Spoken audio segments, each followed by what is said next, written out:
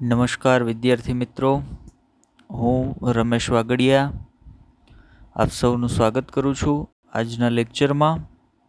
આજનો લેક્ચર આપણું ધોરણ 12નું જે 8મું ચેપ્ટર છે, માનવ સ્વાસ્થ્ય અને રોગો, એના પરનો 8મો લેક્ચર છે. અગાઉ આ ચેપ્ટરના ખૂબ જ અગત્યના એવા 7 લેક્ચરની આપણે ચર્ચા કરી ચૂક્યા છીએ. જેમાં લાસ્ટ લેક્ચરની આપણે વાત કરીએ તો લાસ્ટ લેક્ચરની અંદર આપણે વિવિધ જે બેક્ટેરિયલ રોગો છે એના વિશે ચર્ચા કરી હતી. બેક્ટેરિયલ રોગોની અંદર ગયા વખતે આપણે ટ્યુબરક્યુલોસિસની ચર્ચા કરી હતી, બરાબર, જેમ કે માઇકોબેક્ટેરિયમ ટ્યુબરક્યુલી છે. ત્યાર પછી આપણે ટીટેનસની ચર્ચા કરી હતી, ક્લોસ્ટ્રીડિયમ ટીટેની છે. ત્યાર પછી લેપ્રોસીની ચર્ચા કરી હતી, માઇકોબેક્ટેરિયમ લેપ્રી છે. ત્યાર પછી આપણે કોલેરાની ચર્ચા કરી હતી, વિબ્રિયો કોલેરી બેક્ટેરિયા છે. તો 4 બેક્ટેરિયલ અનિયમિતતાઓ વિશે આપણે ગયા લેક્ચરની અંદર ચર્ચા કરી ગયા છીએ, બરાબર. એની અંદર ઈ રોગના સામાન્ય લક્ષણો છે, એ રોગ કઈ રીતે ફેલાતો હોય છે, ચેપી રોગ છે, બિનચેપી રોગ છે, કોનાથી થાય છે, મુખ્યત્વે શરીરના કયા ભાગ પર અસર કરે છે, એના સામાન્ય લક્ષણો કેવા કેવા હશે, આ તમામ માહિતી સંદર્ભ આપણે ગયા લેક્ચરની અંદર વિવિધ બેક્ટેરિયલ ડિઝીઝ જે છે, બેક્ટેરિયા દ્વારા થતી જે બીમારીઓ છે એના વિશે આપણે ચર્ચા કરી ગયા છીએ. વાત કરીએ આજના લેક્ચરની કે ભાઈ લેક્ચર નંબર 8 એટલે કે આજના લેક્ચરની અંદર આપણે શેના વિશે ચર્ચા કરવાના છીએ. તો આજના લેક્ચરની અંદર હજી થોડાક બાકી રહી જતા જે બેક્ટેરિયલ ડિઝીઝ છે એના વિશે આપણે વાત કરીશું. એ પછી આજના લેક્ચરમાં આપણે થોડાક વાયરલ ડિઝીઝ વિશે પણ વાત કરીશું. જો મેં તમને પહેલાં જ કીધું છે કે આપણે અહીંયા ઘણા બધા એવા રોગો વિશે ચર્ચા કરીશું કે જે એનસીઆરટીની અંદર નથી. છેલ્લા બે લેક્ચરથી આપણે જેટલા રોગોની વાત કરીએ છીએ, જેટલા રોગોની ચર્ચા કરીએ છીએ, એનસીઆરટી આપણને આપેલા નથી, પણ છતાંય એની અંદરથી એક્ઝામિનર ક્વેશ્ચન પૂછે છે એટલે મારે એના માટે પ્રિપેર રહેવું, તૈયાર રહેવું જરૂરી છે. અને બીજું, આ એવા સામાન્ય રોગો છે જેના વિશે આમ પણ મને થોડી ઘણી as a science student, as a biology student મને જાણકારી હોવી જોઈએ. તો બંને પોઈન્ટ ઓફ વ્યૂથી આ રોગોનો અભ્યાસ કરવો મારા માટે જરૂરી છે, ઇમ્પોર્ટન્ટ છે. એટલે આપણે એવા રોગોને સમાવેશ કરીએ છીએ. અને નકામો એક પણ રોગ નથી. અહીંયા ભણાવેલો દરેક રોગ, હું તમને અહીંયા જેટલા પણ રોગ ભણાવીશ, કોઈ પણ સારી એમસીક્યુ બુક તપાસ કરજો. એ સારી એમસીક્યુ બુકની અંદર આ તમામ રોગ પરના એમસીક્યુ તમને જોવા મળશે. જૂના 5 કે 6 વર્ષના એક્ઝામના પેપરને તમે તપાસજો, એની અંદર પણ તમને આ તમામ રોગના એમસીક્યુ જોવા મળશે. તો એનસીઆરટી અહીંયા માત્ર એનસીઆરટીને કઈ રીતે લેવાની છે તો ભાઈ અહીંયા રોગના સંદર્ભમાં મારે માત્ર એનસીઆરટીને સિલેબસ તરીકે લેવાની છે કે ભાઈ એનસીઆરટી એક સિલેબસ છે, એની અંદર માત્ર કોઈ ડિઝીઝનું નામ આપી દીધું છે તો મારે એને ડિટેલમાં ભણવો જરૂરી છે. એણે માત્ર એટલું કહી દીધું છે કે વિવિધ પ્રકારના બેક્ટેરિયલ ડિઝીઝ અથવા બેક્ટેરિયા દ્વારા થતી બીમારી, તો મારે સામાન્ય જેટલી બેક્ટેરિયા દ્વારા થતી બીમારીઓ છે એને બધાને કવર કરવાની. વાયરલ બીમારીઓ તો વાયરસ દ્વારા થતી તમામ બીમારીઓને મારે કવર કરવાની છે. ચાલ, તો આજના લેક્ચરની આપણે વાત કરીએ તો આજના લેક્ચરમાં આપણે એક પર્ટિક્યુલર રોગનો ક્લાસ છે ને એને પહેલાં ભણવાના છીએ. હવે પર્ટિક્યુલર એક ક્લાસ શું કામ કીધો છે રોગનો? તો આજે શરૂઆતમાં પહેલા 2 ડિઝીઝ જે આપણે ભણવાના છે ને એ ડિઝીઝને સેક્સ્યુઅલી ટ્રાન્સમિટેડ ડિઝીઝીસ અથવા એસટીડીએસ તરીકે ઓળખવામાં આવે. એસટીડીએસ એટલે સેક્સ્યુઅલી ટ્રાન્સમિટેડ ડિઝીઝીસ. આના વિશે અગાઉ પણ આપણે અભ્યાસ કરી ગયા છીએ. ક્યારે કરી ગયા છીએ? તો ચેપ્ટર નંબર 4, ચોથા ચેપ્ટર ચેપ્ટરની અંદર જ્યાં આપણે પ્રાજનનિક સ્વાસ્થ્ય આપણું ચોથું ચેપ્ટર હતું એની અંદર ભણ્યા હતા જાતીય સંક્રમિત રોગો, સેક્સ્યુઅલી ટ્રાન્સમિટેડ ડિઝીઝીસ, જે જાતીય સંક્રમણ, જાતીય જોડાણ, જાતીય સંબંધ દરમિયાન ફેલાતા જે કાંઈ રોગો હોય એ રોગોને આપણે જાતીય સંક્રમિત રોગ તરીકે ઓળખીએ. એનું એક બીજું નામ પણ હતું, એને આપણે એવા ડિઝીઝને વીડી અથવા વેનરલ ડિઝીઝ તરીકે પણ ઓળખતા હતા. શોર્ટ નેમ બધા ઇમ્પોર્ટન્ટ છે. STDsનું પૂરું નામ, STISનું પૂરું નામ. તો STD એટલે સેક્સ્યુઅલી ટ્રાન્સમિટેડ ડિઝીઝીસ અને STIનો અર્થ થાય સેક્સ્યુઅલી ટ્રાન્સમિટેડ ઇન્ફેક્શન, બરાબર. અને VDનો અર્થ થાય વેનરલ ડિઝીઝ પણ કહેવાય છે આ રોગને. હવે આ સામાન્ય રીતે આ રોગ છે એ જાતીય સંપર્ક દરમિયાન એક વ્યક્તિમાંથી બીજા વ્યક્તિમાં ફેલાતો હોય એટલે એને જાતીય સંક્રમિત રોગો કીધા છે. વિશ્વની અંદર ખૂબ મોટી સંખ્યામાં આવા રોગો છે એ જોવા મળે છે. હવે આવા જાતીય સંક્રમિત રોગોમાં સૌથી સામાન્ય કોણ છે? તો ભાઈ બે રોગ સૌથી સામાન્ય છે. એક છે સિફિલિસ અને બીજો છે ગોનોરિયા. એક છે સિફિલિસ અને બીજું છે ગોનોરિયા. તો આ બંને ડિઝીઝ વિશે શરૂઆતમાં આપણે લેક્ચરની વાત કરવાના છીએ, જેને આપણે જાતીય સંક્રમિત રોગો તરીકે અને બેક્ટેરિયલ અનિયમિતતા, બેક્ટેરિયા દ્વારા થતા રોગ તરીકે ભણવાના છીએ, અભ્યાસ કરવાના છીએ. ચાલો તો લેક્ચરની શરૂઆત કરીએ, આગળ વધીએ કે ભાઈ આ ડિઝીઝ વિશે આપણે કયા સંદર્ભમાં માહિતી છે એ પ્રાપ્ત કરવાની છે. તો આ ડિઝીઝની અંદર આપણે શું શું માહિતી છે એ લેવાની છે. ચાલો તો આગળ વધીએ લેક્ચરની અંદર. ઓકે, તો મેં તમને હમણાં જાણકારી આપી પ્રમાણે શરૂઆતમાં આપણે શેના પર વાત કરવાના છીએ? તો ભાઈ આપણે જાતીય સંક્રમિત રોગો પર વાત કરવાના છીએ. તો પહેલાં એ સમજી લઈએ કે ભાઈ કયા રોગોને જાતીય સંક્રમિત રોગ કહેવાય છે, અથવા તો કેવા રોગોને જાતીય સંક્રમિત રોગ કહેવાય. તો શરૂઆતમાં મેં તમને માહિતગાર કર્યા કે ભાઈ કોને જાતીય સંક્રમિત રોગ કહેવાય, બરાબર. STDsનું પૂરું નામ થાય સેક્સ્યુઅલી ટ્રાન્સમિટેડ ડિઝીઝીસ, બરાબર. એની જેવો જ બીજો એક શબ્દ હોય STIS, સેક્સ્યુઅલી ટ્રાન્સમિટેડ ઇન્ફેક્શન્સ, અને ગુજરાતીમાં આપણે એને જાતીય સંક્રમિત રોગો તરીકે ઓળખીએ છીએ.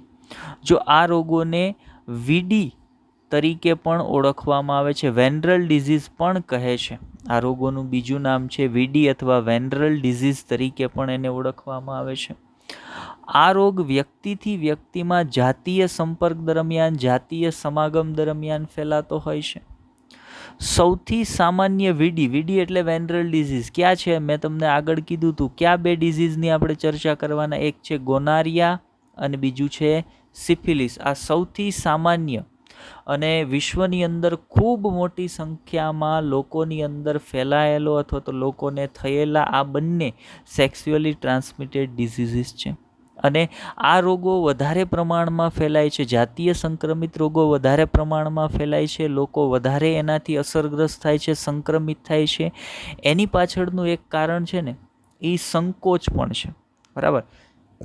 નોર્મલી આ જે રોગો છે એના સિમ્ટમ્સ, એના જે કાંઈ લક્ષણો છે એ લક્ષણો ખાસ કરીને જનનાંગો પર અથવા તો જે મળદ્વાર છે એના સ્થાન પર એવી જગ્યાએ આના સિમ્ટમ્સ છે એ જોવા મળતા હોય. જેમ કે આ રોગની અંદર માનો શરીર પર ચાંભા પડી જાય છે અથવા તો નાના ચાંદા છે એ પડી જતા હોય ચામડી પર. તો એ મોસ્ટલી કેવા ભાગમાં પડે છે? તો ભાઈ શરીર પર પણ પડશે, પણ મોસ્ટલી એ જનન અંગો પર પડતા હોય. લાઈક પુરુષની અંદર વાત કરીએ તો પુરુષના સહાયક પ્રજનન અંગ તરીકે શિશ્ન પર ચાંભા પડી જતા હોય. આગળ આપણે એ સંદર્ભમાં આકૃતિઓ મૂકી છે, એની અંદર હું તમને પાછો વધારે વ્યવસ્થિત રીતે સમજાવીશ. પણ એ પ્રકારના સિમ્ટમ્સ હોય ને એટલે લોકો એ સિમ્ટમ્સ બીજાને કહેવામાં અથવા તો ડૉક્ટર પાસે જવામાં સંકોચ અનુભવતા હોય, અને એના કારણે શરૂઆતમાં આ બીમારીનું ડાયગ્નોસિસ, નિદાન થઈ શકતું નથી અને એ બીમારીને કંટ્રોલ કરી શકાતી નથી. એક લેવલથી પછી એ વધી જતી હોય છે. ચાલો તો આજે બે ડિઝીઝની આપણે વાત કરીએ છીએ, ગોનારિયા અને સિફિલિસ. વર્લ્ડ વાઇડ એના સંક્રમણની વાત કરો, કેટલા લોકો છે, કેટલા વર્લ્ડની અંદર આના કેટલા કેસ છે? તો ભાઈ વિશ્વમાં લગભગ 50 મિલિયન, 1 મિલિયન એટલે 10 લાખ, 50 મિલિયન સિફિલિસના કેસ છે. વિશ્વની અંદર ઓલ ઓવર વિશ્વની અંદર સિફિલિસના કેટલા કેસ છે? તો ભાઈ 50 મિલિયન જેટલા. અને 150 મિલિયન જેટલા કેસ કોના છે? તો ભાઈ ગોનારિયાના છે. મતલબ આ બે સૌથી કોમન વીડી વેનરલ ડિઝીઝ છે કે વિશ્વની અંદર એના કેસોની સંખ્યા ખૂબ મોટી છે. બરાબર. ખાસ કરીને ભારતમાં રોગો વધુ ભયંકર છે. શું કામ એવું કીધું? તો મેં સંકોચવાળી જે વાત કરી એના માટે. ભારત દેશની અંદર એ બધી બાબતોને પ્રાઇવેટ ગણવામાં આવે છે, જેના કારણે લોકો ડૉક્ટર પાસે જતાં પણ શરમાતા હોય અને સંકોચ થતો હોય. એના કારણે થોડા ઘણા સિમ્ટમ્સ દેખાય ત્યારે એ ડૉક્ટર પાસે નથી જતા. એના કારણે ડિઝીઝ છે એ વધતું જાય છે, એનું સંક્રમણ છે એ વધતું જતું હોય. શું કીધું? જુઓ, વ્યક્તિના સંકોચના કારણે રોગની શરૂઆતની અવસ્થામાં ડૉક્ટર પાસે જતા નથી, પરિણામે રોગ વધુ ફેલાઈ જતો હોય છે. એટલે આવી જગ્યાએ આ રોગ ફેલાવાની શક્યતાઓ છે એ કમ્પેરેટિવલી કેવી હોય છે? તો ભાઈ વધારે હોય છે. ચાલો, બંને ડિઝીઝને એક પછી એક જોઈએ કે ભાઈ સિફિલિસની અંદર શું હશે, એની સામાન્ય લાક્ષણિકતાઓ શું છે, ગોનારિયાની અંદર શું હશે, કોના વડે થાય છે, તો એ માહિતીઓ છે એના માટે પ્રાપ્ત કરીએ. ચલો, સૌથી પહેલાં આપણે સિફિલિસ પર વાત કરીશું. તો સિફિલિસ છે એ એક પ્રકારનો બેક્ટેરિયલ ડિઝીઝ છે. સિફિલિસ છે એ એક પ્રકારનો બેક્ટેરિયલ ડિઝીઝ છે. યાદ રાખજો, સ્પાઇરુલિનમ બેક્ટેરિયા, જે આપણે 4 જુદા જુદા સ્વરૂપો જાણીએ છીએ ને, કે ભાઈ દંડાણું હોય, ગોલાણું હોય, વક્રાણું હોય અને સર્પાણું હોય. તો સર્પાણું બેક્ટેરિયા જે છે, જે સ્પાઇરલ આકારના હોય, સ્પ્રિંગ જેવા આકારના હોય, એને આપણે સર્પાણું બેક્ટેરિયા કહીએ.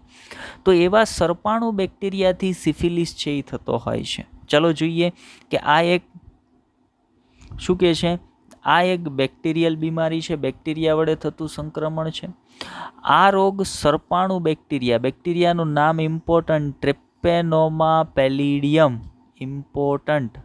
બરાબર, કે સિફિલિસ કયા બેક્ટેરિયા વડે થાય છે? તો મને ખબર હોવી જોઈએ કે ભાઈ સિફિલિસ છે એ ટ્રેપેનોમા પેલિડિયમ તરીકે ઓળખાતા એક સર્પાણું સ્પાઇરુલિનમ બેક્ટેરિયા વડે થતો જાતીય સંક્રમિત રોગ છે. અહીંયા તમને સ્પાઇરુલિનમ બેક્ટેરિયાનો ફોટોગ્રાફ છે આપણે મૂક્યો છે કે ભાઈ આ સ્પાઇરલ શેપનો છે. બરાબર, સર્પાણું આકારનો છે, એટલે એ બેક્ટેરિયાને સ્પાઇરુલિનમ બેક્ટેરિયા તરીકે ઓળખવામાં આવે છે. તો એવા સ્પાઇરુલિનમ બેક્ટેરિયા વડે થતી અનિયમિતતા એક જાતીય સંક્રમિત રોગ કે જેને આપણે સિફિલિસ તરીકે ઓળખીએ છીએ. હવે માનો કોઈ વ્યક્તિના શરીરમાં આ પ્રકારના સ્પાઇરુલિનમ બેક્ટેરિયા છે એ દાખલ થઈ જાય છે, તો એ શરીરની અંદર કેવી અસરો અથવા તો શરીરની અંદર કેવા સિમ્ટમ્સ છે ઉત્પન્ન કરશે, શરીરના કયા ભાગો પર મુખ્યત્વે અસર કરશે, એના સંદર્ભે માહિતી પ્રાપ્ત કરીએ. તો શું કીધું છે? જો આપણે અહીંયા થિયરીની અંદર માહિતી આપી છે કે ભાઈ મુખ્યત્વે આ બેક્ટેરિયા છે એ માનવ શરીરની અંદર દાખલ થયા પછી કઈ રીતે દાખલ થાય છે? તો ભાઈ જાતીય સમાગમ દરમિયાન આગળ પણ આપણે વાત કરશું કે ભાઈ આ રોગ છે એ સ્કિન કોન્ટેક્ટથી મોસ્ટલી ફેલાતો હોય. બરાબર, કોઈ એક ઇન્ફેક્ટેડ પર્સન છે તો જાતીય સમાગમ દરમિયાન બીજો કોઈ એક પર્સન છે જે નોર્મલ છે એ ઇન્ફેક્ટેડ પર્સનના સંપર્કમાં આવશે, એટલે સામેવાળી વ્યક્તિને પણ આ રોગ છે એ ટ્રાન્સમિટ થતો હોય અથવા તો ટ્રાન્સફર છે એ થતો હોય. અને સામાન્ય રીતે આ રોગ કોને કઈ જગ્યાએ અસર કરે છે શરીરમાં? તો ભાઈ એક એ અસર કરે છે શ્લેષ્મ સ્તરને.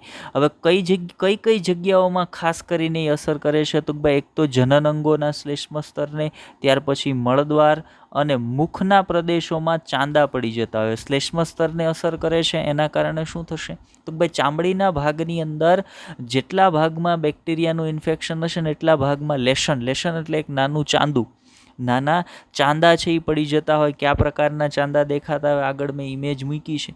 પણ ઇન્ફેક્શન જેટલી જગ્યાએ આ બેક્ટેરિયાનું હશે એ બેક્ટેરિયાને એમાં ખાસ કરીને શ્લેષ્મ સ્તરને અસર કરે છે. કોના? તો ભાઈ જનન અંગોનું હોય, મળદ્વાર આસપાસનું હોય, મુખ પ્રદેશનું જે છે શ્લેષ્મ સ્તર હોય, એની અંદર આ પ્રકારના ચાંદા છે એ આ બેક્ટેરિયલ ઇન્ફેક્શનના કારણે પડી જતા હોય છે. આગળ જોઈએ શું કહે છે? તો ભાઈ આ રોગ ચામડીના સંપર્કમાં આવવાથી થાય છે, એટલે કે ઇન્ફેક્ટેડ પર્સન છે એની ચામડીના ક્લોઝ કોન્ટેક્ટની અંદર બીજો કોઈ નોર્મલ પર્સન આવશે તો ઇન્ફેક્ટેડ પર્સનનો આ જે રોગ છે એ નોર્મલ પર્સનની અંદર ટ્રાન્સમિટ થઈ શકતો હોય, એને સંક્રમિત છે એ કરી શકતો હોય છે. બેક્ટેરિયાનો સેવનકાળ, ઇમ્પોર્ટન્ટ માહિતી એવી છે કે ભાઈ આ બેક્ટેરિયા કયા બેક્ટેરિયા છે? ટ્રિપેનોમા પેલિડિયમ. બેક્ટેરિયાનું નામ છે ટ્રિપેનોમા પેલિડિયમ. એનો સેવનકાળ કેટલો છે? તો ભાઈ એનો સેવનકાળ છે 3 અઠવાડિયા જેટલો, એટલે કે વ્યક્તિના શરીરમાં બેક્ટેરિયા દાખલ થયા પછી, વ્યક્તિને બેક્ટેરિયાનું સંક્રમણ લાગ્યા પછી 3 અઠવાડિયા બાદ રોગના લક્ષણો આવવાના શરૂ થાય છે. સિફિલિસના લક્ષણો આવવાના શરૂ થાય છે. આગળ જોઈએ શું કહે છે? તો ભાઈ આ રોગ માતા તરફથી તાજા જન્મેલા બાળકમાં પણ આવી શકે છે. હવે માનો શું કહે છે અહીંયા? તો જ્યારે બર્થ કેનાલની અંદર જન્મની જે નળી છે, જેમાંથી બાળકનો જન્મ થતો હોય, એ જન્મની નળી બર્થ કેનાલમાંથી પસાર થતો હોય ને, ત્યારે માતાની અંદર રહેલું આ જે ઇન્ફેક્શન છે, એ ઇન્ફેક્શન બાળકની અંદર, તાજું જન્મેલું બાળક છે એની અંદર પણ ટ્રાન્સફર છે એ થઈ શકતું હોય છે. એટલે માતા તરફથી પણ આ ચેપી રોગ છે એ બાળકને પ્રાપ્ત થતો હોય છે. જેવો શરૂઆતની અવસ્થામાં રોગનું નિદાન થઈ જાય, તો એને સરળતાથી મટાડી શકાય છે. મતલબ ક્યોરેબલ ડિઝીઝ છે, એવું નથી કે એક વખત થઈ ગયો એટલે એને ક્યારેય મટાડી જ ન શકાય. ક્યોરેબલ ડિઝીઝ છે ને એમાંય ખાસ કરીને શરૂઆતના, હજી માનો સિમ્ટમ્સ આવવાના શરૂ જ થયા છે, લક્ષણો દેખાવાના શરૂ જ થયા છે રોગના, ત્યાં ડૉક્ટરની સલાહ લઈ એની સારવાર હેઠળ રોગની નિદાન કરાવી, ડૉક્ટર દ્વારા નિદાન કરાવી અને એની સારવાર કરી નાખવામાં આવે તો એનાથી એને મટાડી પણ શકાય છે. બીજું એક ઇમ્પોર્ટન્ટ નામ છે એના માટે યાદ રાખજો સિફિલિસ માટે, કે સિફિલિસને ફ્રેન્ચ ડિઝીઝ કહેવાય. ફ્રેન્ચ ડિઝીઝ કોનું નામ છે? તો મને ખબર હોય સિફિલિસનું બીજું નામ છે ફ્રેન્ચ પોક્સ. એને ફ્રેન્ચ પોક્સ તરીકે પણ ઓળખવામાં આવે છે. આઈએમપી માહિતી છે, યાદ રાખજો. બરાબર, કે ફ્રેન્ચ ડિઝીઝ અથવા ફ્રેન્ચ પોક્સ તરીકે કોને ઓળખવામાં આવે છે? તો યાદ રાખજો કે સિફિલિસને ઓળખવામાં આવે છે. હવે જોઈએ સામાન્ય લક્ષણો પર, કે કયા પ્રકારના સામાન્ય લક્ષણો છે એ સિફિલિસની અંદર જોવા મળશે. તો હમણાં મેં તમને કીધું હતું કે ભાઈ નોર્મલી આ બેક્ટેરિયાનું ઇન્ફેક્શન હોય ને એની અંદર ચાંભા છે એ પડી જતા હોય, ચાંદા છે એ શરીર ઉપર પડી જતા હોય છે. તો એ ચાંદા કયા પ્રકારના દેખાતા હશે? તો એના માટે એક ફોટોગ્રાફ ઇમેજ મૂકી છે. તો જુઓ, શરીરના ભાગમાં એટલે કે વાહાના ભાગની અંદર આ પ્રકારના ચાંદા, ગરદનની પાછળના ભાગની અંદર આ પ્રકારના ચાંદા છે એ તમને દેખાય છે. આ પ્રકારના ચાંદા માટે ઇંગ્લિશ વર્ડ લેશન એવું વપરાય છે. બરાબર, તો આ પ્રકારના લેશન છે એ થઈ જતા હોય છે. ચાંભા છે એ ચાંદા છે એ થઈ જતા હોય. જનન અંગો પર આ પ્રકારના ચાંભા છે એ પડી જશે. હથેળીની અંદર, ચામડીના બીજા ભાગોની અંદર આ પ્રકારના ચાંદા છે એ દેખાવા માંડે. તો આ શેના સિમ્ટમ્સ છે? તો ભાઈ આ છે એ સિફિલિસ, એક જાતીય સંક્રમિત રોગ છે, એના સિમ્ટમ્સ છે, એના લક્ષણોની અંદર આવે છે. ચાલો આગળ વધીએ. એનાથી વિશેષ તો આ રોગની તપાસ, એટલે કે સિફિલિસ માટેની આપણે વાત કરીએ છીએ, તો આ રોગની તપાસ માટે કરવામાં આવતી વિવિધ કસોટીઓ, એટલે કેવી ટેસ્ટ દ્વારા આ રોગની જાણકારી પ્રાપ્ત કરી શકાય છે, અથવા તો સિફિલિસનું કન્ફર્મેશન લેવા માટે કેવી કસોટીઓ છે એ કરવામાં આવતી હોય. તો કસોટીઓ બધી સિરોલોજિકલ કસોટી કરવામાં આવે છે. સિરોલોજિકલ એટલે તો ભાઈ બ્લડને લેવામાં આવે, ઇન્ફેક્ટેડ પર્સન હોય એને સેન્ટ્રીફ્યુઝ કરી અને એમાંથી સીરમ છે ને એને અલગ પાડવામાં આવે. બ્લડમાંથી સીરમ છે ને એને અલગ પાડવામાં આવે અને એ સીરમની અંદર કસોટીઓ કરવામાં આવે તો એને સિરોલોજિકલ ટેસ્ટ કહેવાય. કઈ કસોટીઓ છે એના માટે કરવામાં આવે છે, કઈ ટેસ્ટ કરવામાં આવે છે? તો ભાઈ એક TIP છે. પહેલી જે ટેસ્ટ છે એને કીધું છે TIP ટેસ્ટ, એટલે કે ટ્રિપેનોમા પેલિડિયમ ઇમોબિલાઇઝેશન ટેસ્ટ. ફરી વખત કહું છું, ટ્રિપેનોમા પેલિડિયમ ઇમોબિલાઇઝેશન ટેસ્ટ, TPI. આ જે ટેસ્ટના નામ છે ને એ IMP છે, ઇમ્પોર્ટન્ટ છે. બરાબર, મારે ટેસ્ટના નામ છે યાદ રાખવાના છે કે ભાઈ સિફિલિસની કન્ફર્મેશન, સિફિલિસ છે કે નહીં એની જાણકારી પ્રાપ્ત કરવા માટે ડૉક્ટર કયા પ્રકારની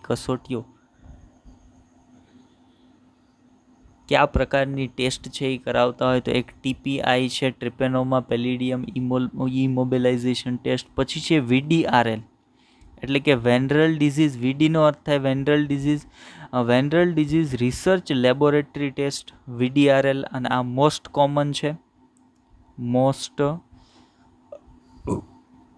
કોમન ટેસ્ટ કઈ છે? VDRL ટેસ્ટ છે. Venereal disease research laboratory test. ત્યાર પછી એક છે ફેટ એબીએસ ટેસ્ટ એટલે કે fluorescent treponema antibody test, fluorescent treponema antibody test. અને એક છે વાસમેન ટેસ્ટ. તો આ પણ ખૂબ જ મોસ્ટ કોમન યુઝમાં લેવાતી જે ટેસ્ટ છે. એમાં બે ટેસ્ટ મોસ્ટ કોમન છે. કઈ? એક VDRL છે અને એક છે વાસમેન ટેસ્ટ. વાસમેન ટેસ્ટ છે. આ બંને કસોટીઓ છે એ સિફિલિસની તપાસ માટે કરવામાં આવતી હોય છે. ચાલ, તો આટલી માહિતી છે એ આપણે ડિઝીઝ નંબર 1 એટલે પહેલો જે સેક્સ્યુઅલી ટ્રાન્સમિટેડ ડિઝીઝ જાતીય સંક્રમિત રોગ ભણવાનો હતો એના માટે લેવાની હતી. હવે જઈએ સેકન્ડ નંબરનો જે ડિઝીઝ તમારે ભણવાનો છે, જાતીય સંક્રમિત રોગ તમારે ભણવાનો છે એના પર, તો એ છે ગોનોરિયા. બરાબર, આ પણ એક બેક્ટેરિયલ ડિઝીઝ છે. ગોનોરિયા કોના દ્વારા થાય છે? તો ભાઈ નેસેરિયા ગોનોરોઈ નામના બેક્ટેરિયા વડે થાય છે. આગળ આપણે એની ચર્ચા કરીશું. તો બીજો ડિઝીઝ જે આપણે જોવાના છીએ સેક્સ્યુઅલી ટ્રાન્સમિટેડ ડિઝીઝીસમાં એ કયો છે? ગોનોરિયા. કોના વડે થાય છે? નેસેરિયા ગોનોરી બેક્ટેરિયા વડે થાય છે. આ બેક્ટેરિયા કેવા છે? ડિપ્લોકોકસ. કોકસ એટલે ગોલાણું. કોકસ બેક્ટેરિયાને આપણે ગોલાણું કહીએ છીએ. તો જ્યારે આવા બે ગોલાણું ભેગા મળી અને બેક્ટેરિયાનો શેપ થતો હોય ને, આ પ્રકારનો શેપ થતો હોય બેક્ટેરિયાનો, ત્યારે એને ડિપ્લોકોકસ કહેવાય. ઓલાને જો સિંગલ ગોળાકાર હોય ને તો એને કોકસ કહેવાય, પણ આવા બે છે એટલે એને ડિપ્લોકોકસ બેક્ટેરિયા કહેવાય. તો ગોનોરિયા થવા માટે જવાબદાર બેક્ટેરિયા નેસેરિયા ગોનોરોઈ છે એ કેવા છે? ડિપ્લોકોકસ બેક્ટેરિયા છે. બરાબર. જ્યારે આ બેક્ટેરિયાનું ઇન્ફેક્શન લાગે છે ત્યારે વ્યક્તિના શરીરની અંદર થોડાક લક્ષણો છે એ જોવા મળતા હોય, જેમ કે મૂત્રત્યાગ દરમિયાન વ્યક્તિને બળતરા થવી, એ લક્ષણ જોવા મળે છે. આ જે બેક્ટેરિયાની આપણે વાત કરીએ છીએ કે આ બેક્ટેરિયા નેસેરિયા ગોનોરોઈ બેક્ટેરિયા છે, એનો સેવનકાળ કેટલો છે? ઇમ્પોર્ટન્ટ માહિતી છે. 2 થી 5 દિવસનો સેવનકાળ છે. એટલે બેક્ટેરિયા તમારા શરીરમાં દાખલ થયા બાદ 2 થી 5 દિવસની અંદર તમને ઇન્ફેક્શન અથવા તો રોગના લક્ષણો ઉત્પન્ન કરવાના શરૂ કરી દેશે. તમારા શરીરની અંદર રોગના લક્ષણો છે એ દેખાવાના શરૂ થઈ જશે. બીજું, મૂત્રજનન માર્ગની દિવાલમાં સોજો આવી જાય છે. કે આ ઇન્ફેક્શનમાં? તો ભાઈ નેસેરિયા ગોનોરીના ઇન્ફેક્શનની અંદર મૂત્રજનન માર્ગ હશે, એ મૂત્રજનન માર્ગની દિવાલમાં સોજો આવી જતો હોય છે. એના શ્લેષ્મ સ્તરમાં સોજો છે એ આવી જતો હોય. આ રોગ જાતીય સમાગમ દરમિયાન ફેલાય છે, એટલા માટે જેને આપણે જાતીય સંક્રમિત રોગ તરીકે ઓળખીએ છીએ. હવે જુઓ, ઘણી વખત લાંબો સમય આ રોગ રહેવાના કારણે, સ્ત્રીઓની અંદર ખાસ કરીને આપણે વાત કરીએ છીએ, તો ઘણી વખત લાંબા સમય માટે સ્ત્રીની અંદર આ રોગનું સંક્રમણ રહેવાના કારણે પોતાના બાળક ઉત્પન્ન કરવાની ક્ષમતા ગુમાવી બેસે છે. એટલે વંધ્યતા ધારણ કરી લે છે, વંધ્યત્વ છે એ ધારણ કરી લે છે કે હવે એ બાળક ધારણ કરી શકતી નથી. તો ઘણી વખત આ ઇન્ફેક્શનના કારણે સ્ત્રીઓની અંદર શું કીધું? ઘણી વખત સ્ત્રીઓમાં આ રોગના કારણે વંધ્યતા છે એ આવે છે, એટલે કે બાળક ઉત્પન્ન કરવાની ક્ષમતા છે એ સ્ત્રી ગુમાવી બેસે છે. બીજું, જે માતાને ગોનોરિયા હોય છે તે જ્યારે બાળકને જન્મ આપે છે ત્યારે બાળકની આંખમાં તેનું સંક્રમણ જોવા મળે છે. ધ્યાન આપજો, આ મુદ્દો ઇમ્પોર્ટન્ટ છે કે જે માતાને ગોનોરિયા હોય, મતલબ કોઈ એક સ્ત્રી છે કે જેણે બાળક ધારણ કર્યું છે, જેના ગર્ભમાં બાળક છે, પણ એને પોતાને એક જાતીય સંક્રમિત રોગ છે કયો? ગોનોરિયા છે. બરાબર, એટલે કે નેસેરિયા ગોનોરોઈનું ઇન્ફેક્શન છે. તો એવા કિસ્સામાં એ માતા છે એના બાળકને જન્મ આપે છે ત્યારે એ બાળકની અંદર પણ નેસેરિયા ગોનોરીનું સંક્રમણ અથવા તો ઇન્ફેક્શન છે એ તમને જોવા મળશે. અને ખાસ કરીને બાળકની આંખોમાં આ સંક્રમણ છે એ તમને જોવા મળતું હોય. હવે તાજા જન્મેલા બાળકની આંખોમાં નેસેરિયા ગોનોરીનું જે ઇન્ફેક્શન છે એને શું કહેવાય? ઇમ્પોર્ટન્ટ મુદ્દો, એને કહેવાય ગોનોકોકલ. એને શું કહેવાય? ગોનોકોકલ ઓપ્થેલ્મિયા. ગોનોકોકલ ઓપ્થેલ્મિયા. ગોનોકોકલ ઓપ્થેલ્મિયાની અંદર શું જોવા મળે છે? તો ભાઈ ગોનોકોકલ ઓપ્થેલ્મિયાની અંદર તાજું જન્મેલું જે બાળક છે એની આંખ પર આ પ્રકારનું ગોનોરિયાનું ઇન્ફેક્શન છે એ તમને જોવા મળે છે. જો શરૂઆતમાં નિદાન થઈ જાય તો આ બીમારી સરળતાથી મટાડી શકાય છે. એટલે મોટાભાગના સેક્સ્યુઅલી ટ્રાન્સમિટેડ ડિઝીઝ છે, બધા નહીં, મોટાભાગના સેક્સ્યુઅલી ટ્રાન્સમિટેડ ડિઝીઝ છે, જો એ શરૂઆતની અવસ્થામાં એનું નિદાન છે એ થઈ જતું હોય તો એને મટાડવા સરળ છે. ડૉક્ટરી ટ્રીટમેન્ટ દ્વારા એને સરળતાથી મટાડી શકાતા હોય છે. હવે જુઓ, મેં તમને કીધું એમ ડિપ્લોકોકસ બેક્ટેરિયા છે, બરાબર. 2 સ્ફેરિકલ શેપ છે એ તમને દેખાય છે, 2 ગોળાકાર દેખાય છે. આ એક કોકસ અને આ બીજું કોકસ, એટલે એને ડિપ્લોકોકસ બેક્ટેરિયા કીધું છે. આ પ્રકારની કશાઓ છે એ પ્રવર્ધો છે એ આવેલા હોય છે, એટલે મોટાઇલ હશે.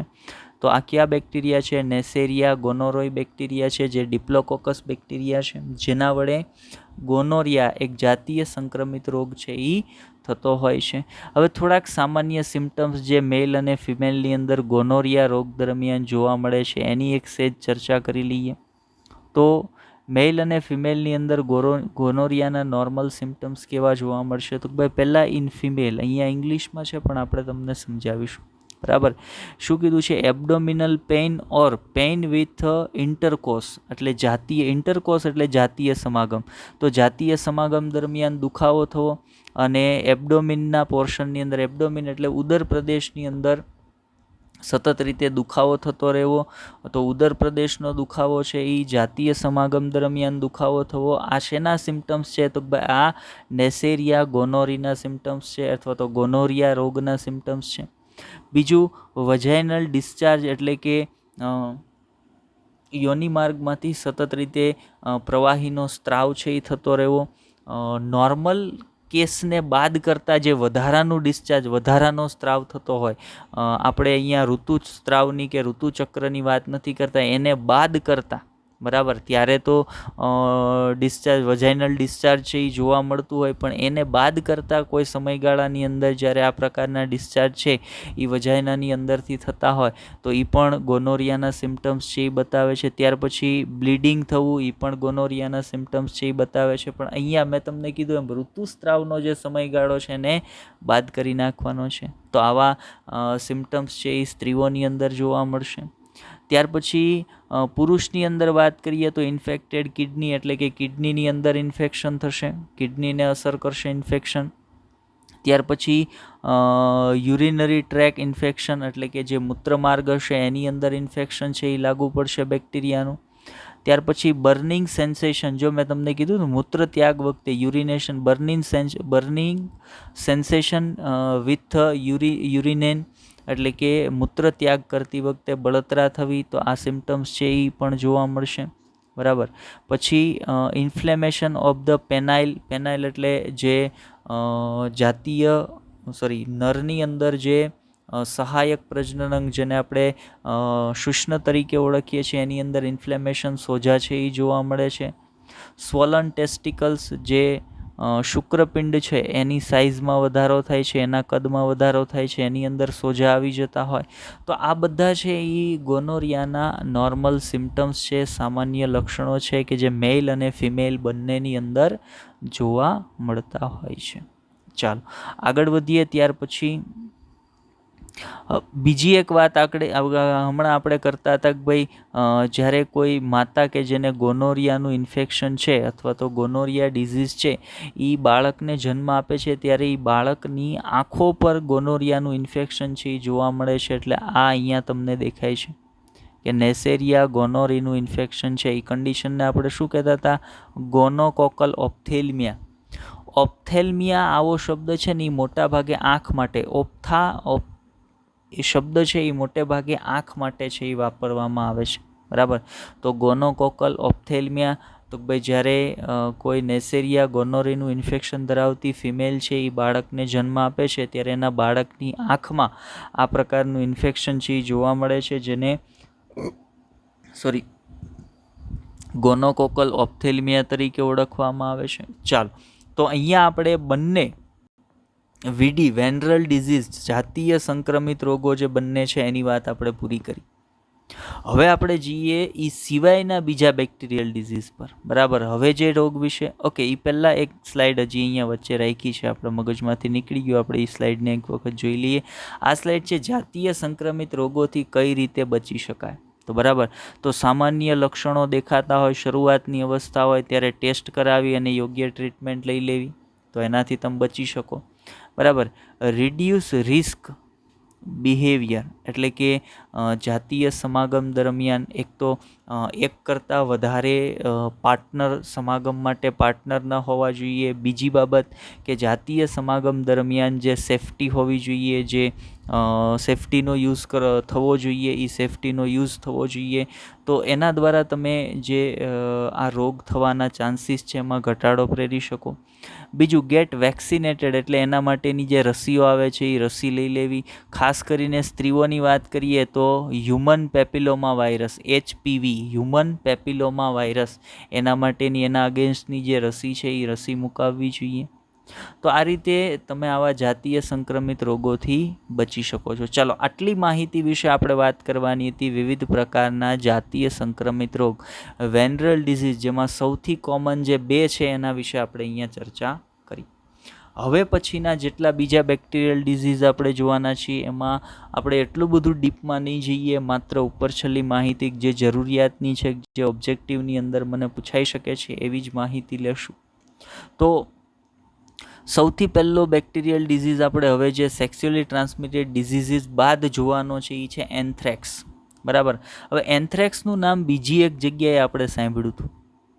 ક્યાં સાંભળ્યું હતું? તો જ્યારે આપણે રોબર્ટ કોચની વાત કરતા હતા, પછી જ્યારે આપણે કોચ પોસ્ચ્યુલેટની વાત કરતા હતા, તો સૌથી પહેલાં કોચ પોસ્ચ્યુલેટ કયા બેક્ટેરિયા માટે તૈયાર કરવામાં આવ્યા હતા? સૌથી પહેલાં એન્થ્રેક્સ માટે તૈયાર કરવામાં આવ્યા હતા. ડિઝીઝ કયો હતો? એન્થ્રેક્સ. અને બેક્ટેરિયા ક્યાં હતા? બેસિલસ એન્થ્રેસિસ. બેક્ટેરિયાનું નામ હતું બેસિલસ એન્થ્રેસિસ. તો આ બેક્ટેરિયા માટે સૌથી પહેલાં કોચ પોસ્ચ્યુલેટ છે એ તૈયાર કરવામાં આવ્યા હતા. ઇમ્પોર્ટન્ટ માહિતી છે. હવે જુઓ, એન્થ્રેક્સ છે ને એને અત્યારે એમ કહી શકાય કે એન્થ્રેક્સ જે ડિઝીઝ છે અથવા તો એન્થ્રેક્સ માટેના જે બેક્ટેરિયા છે ને એક પ્રકારનું બાયો વેપન છે. એક પ્રકારનું બાયો વેપન છે. બરાબર. કેમ મિસાઇલ હોય, કેમ બીજા મોટી તોપ હોય કે એનો વેપન તરીકે, એનો હથિયાર તરીકે ઉપયોગ થઈ જાય. તો આ જે એન્થ્રેક્સ માટેના બેક્ટેરિયા છે ને એનો જૈવિક હથિયાર તરીકે ઉપયોગ કરી શકાય, બાયો વેપન તરીકે ઉપયોગ કરી શકાય. બરાબર. એટલું ભયંકર રીતે ફેલાતો હોય છે આ રોગ. નોર્મલી આ રોગ છે ને પ્રાણીઓની અંદર જોવા મળે છે. ચાલો, શું કીધું છે ચર્ચા કરીએ. ભાઈ, આ સામાન્ય રીતે પ્રાણીઓમાં થતી બીમારી છે, પણ પ્રાણીઓમાંથી મનુષ્યની અંદર આવી શકે છે. અને નોર્મલી કેવા મનુષ્યની અંદર આવશે? તો એન્થ્રેક્સ બીમારીથી સંક્રમિત કોઈ એક પ્રાણી હશે ને એ પ્રાણીના સતત સંપર્કમાં, એવું પ્રાણી કે જે એન્થ્રેક્સથી સંક્રમિત છે, એને એન્થ્રેક્સ રોગ છે, અને એ એન્થ્રેક્સ જે બેસિલસ એન્થ્રેસિસ બેક્ટેરિયા છે એના સ્પોર મુક્ત કરે છે, એના કણ મુક્ત કરે છે. બરાબર. એન્થ્રેસિસ બેક્ટેરિયાના કણ મુક્ત કરતું જે એનિમલ છે એના સતત સંપર્કમાં કોઈ વ્યક્તિ રહેતો હોય ને તો એને આ ઇન્ફેક્શન લાગવાના ચાન્સ વધી જતા હોય. શું કીધું? જુઓ, મનુષ્યમાં આ બીમારી આવી શકે છે જો મનુષ્ય એવા પ્રાણીના સંપર્કમાં રહે કે જે એન્થ્રેક્સના સ્પોર મુક્ત કરે છે. બેસિલસ એન્થ્રેસિસ બેક્ટેરિયા છે એના સ્પોર મુક્ત કરતું, એના કણ મુક્ત કરતું કોઈ પ્રાણી હોય, એના સતત સંપર્કમાં જ્યારે કોઈ વ્યક્તિ રહેતો હોય ને તો એને આ પ્રકારનું બીમારી થવાના ચાન્સીસ છે. અને એક વખત મનુષ્યની અંદર આવી ગયા પછી વ્યક્તિથી વ્યક્તિમાં સરળતાથી ફેલાઈ શકે છે. આ બીમારી એક બેક્ટેરિયાથી થાય છે જેને આપણે બેસિલસ એન્થ્રેસિસ તરીકે ઓળખીએ છીએ. આ બેક્ટેરિયા સૌપ્રથમ કોચ પોસ્ચ્યુલેટનો ઉપયોગ થયો હતો. મતલબ જે બેક્ટેરિયા માટે સર્વપ્રથમ રોબર્ટ કોચે કોચ પોસ્ચ્યુલેટ તૈયાર કર્યા હતા એ કયા બેક્ટેરિયા હતા? તો એ હતા બેસિલસ એન્થ્રેસિસ બેક્ટેરિયા હતા. આ એક ગંભીર બીમારી છે જે ચામડીથી લઈ અને ફેફસા સુધી બધા જ અંગોને સંક્રમિત કરે છે. આ એક એવી બીમારી છે કે જે ચામડીથી લઈ અને ફેફસા સુધી, એટલે શરીરના મોટા ભાગના અંગોને આ બીમારી છે, આ બેક્ટેરિયા છે એ સંક્રમિત કરતા હોય. એટલે ખૂબ જ ગંભીર અથવા તો ભયાનક બીમારી ગણવામાં આવે છે. ચાલો, તો એન્થ્રેક્સ માટે જે બેસિલસ એન્થ્રેસિસ વડે થાય છે એના માટે આટલી માહિતીની વાત યાદ રાખવાની છે મારે કે ભાઈ એન્થ્રેક્સ કઈ રીતે થાય છે, કોના વડે થાય છે. સૌ પ્રથમ વખત કોચ પોસ્ચ્યુલેટ કયા બેક્ટેરિયા માટે તૈયાર કરવામાં આવ્યા હતા, બાયો વેપન તરીકે કયા બેક્ટેરિયાનો યુઝ કરી શકાય છે. આ બધી માહિતી છે એ તમારે આના માટે ધ્યાનમાં લેવાની છે. ચાલો, આગળ વધીએ એનાથી. તો ત્યાર પછી આપણે જોવાનું છે સ્કાર્લેટ ફીવર. આનું કંઈક ગુજરાતી નામ હશે પણ મને નથી મળ્યું એટલા માટે આપણે એનું ઇંગ્લિશ નામ જ રહેવા દીધું છે. બરાબર, એટલે આપણે એનું ઇંગ્લિશ નામ જ રહેવા દીધું છે. હવે વાત કરીએ બીજો જે છે સ્કાર્લેટ ડિઝીઝ છે એની વાત કરીએ, સ્કાર્લેટ ફીવર છે એની વાત કરીએ. તો આ પણ એક બેક્ટેરિયલ ફીવર છે અથવા તો બેક્ટેરિયલ રોગ છે. બેક્ટેરિયા દ્વારા થતી, જીવાણુ દ્વારા થતી બીમારી છે. જીવાણુનું નામ છે સ્ટ્રેપ્ટોકોકસ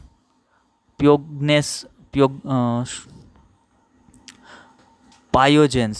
બરાબર, સ્ટ્રેપ્ટોકોકસ પાયોજેન્સ. બેક્ટેરિયાનું નામ શું છે? સ્ટ્રેપ્ટોકોકસ પાયોજેન્સ નામના બેક્ટેરિયા દ્વારા આ બીમારી છે એ થતી હોય છે. ચલો, શું કીધું છે આના? નોર્મલી આ જે છે ને એ અપર રેસ્પિરેટરી ટ્રેક ઇન્ફેક્શન છે. હવે ગઈકાલે મેં તમને upper respiratory track infection, lower respiratory track infection ગઈકાલે અથવા તો એની પહેલાંના લેક્ચરની અંદર મેં તમને ક્યાંક ચર્ચા કરી છે કે કોઈ પણ એવું સંક્રમણ અથવા તો કોઈ પણ એવો રોગ કે જે આપણો શ્વસન પથ છે એના ઉપરના ભાગની અંદર જ માત્ર ઇન્ફેક્શન લગાડતો હોય ને તેને અપર રેસ્પિરેટરી ટ્રેક ઇન્ફેક્શન કહેવાય, અને જે ફેફસા સુધી પહોંચતો હોય ને એને લોઅર રેસ્પિરેટરી ટ્રેક ઇન્ફેક્શન કહેવાય. તો આ જે સ્ટ્રેપ્ટોકોકસ પાયોજેન્સ બેક્ટેરિયા છે એનું ઇન્ફેક્શન કે જેને સ્કાર્લેટ ફીવર કહીએ છીએ એ અપર રેસ્પિરેટરી ટ્રેક ઇન્ફેક્શન છે. શું કહે છે જુઓ, આ એક બેક્ટેરિયલ બીમારી છે. કોના વડે થાય છે? બેક્ટેરિયાનું નામ ઇમ્પોર્ટન્ટ, સ્ટ્રેપ્ટોકોકસ પાયોજન્સ નામના બેક્ટેરિયા વડે થાય છે. આ રોગ શ્વસન તંત્રના ઉપરના ભાગમાં તથા કંઠનળીને સંક્રમિત કરે છે. હવે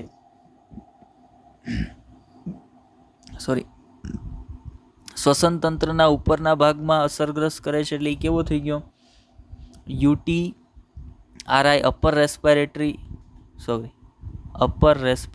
ટ્રેક ઇન્ફેક્શન. URTI આવશે, અહીંયા ભૂલથી UTRI લખાઈ ગયું છે. URTI, upper respiratory track infection.